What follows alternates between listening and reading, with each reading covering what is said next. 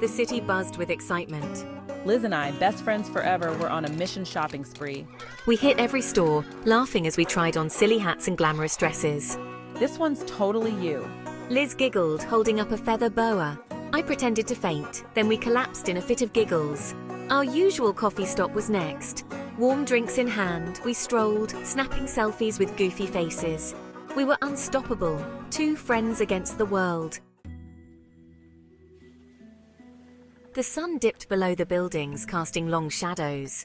We were so caught up in our conversations, we hadn't noticed how far we'd strayed. Every street looked unfamiliar.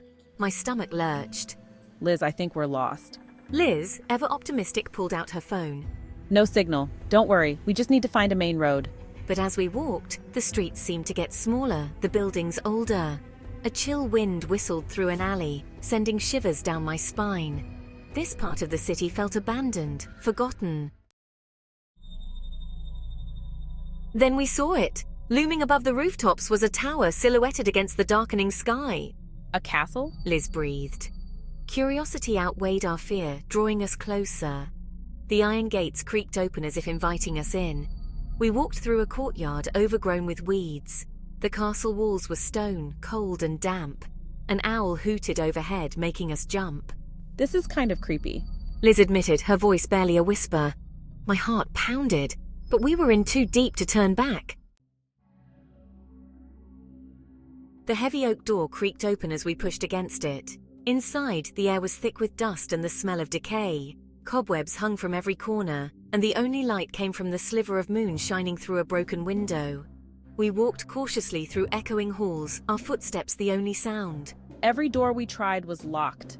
Then we heard it, a low growl coming from the end of the hallway. We froze, fear gripping us like icy claws. What was that? We exchanged terrified glances. We were trapped. Suddenly, Liz grabbed my hand. My smartwatch, it has GPS. Relief washed over me as she tapped on the screen.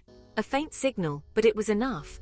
Following the digital map, we practically ran through the castle, our fear turning to desperate hope. Finally, we burst through the castle doors and back into the night. The city lights never looked so welcoming. We clung to each other, laughing with relief. Next time, we're sticking to the mall. A taxi pulled up, its yellow a beacon of normalcy. We piled in, exhausted but safe. Our shopping spree had turned into a spooky adventure we wouldn't soon forget. And our friendship? Stronger than ever.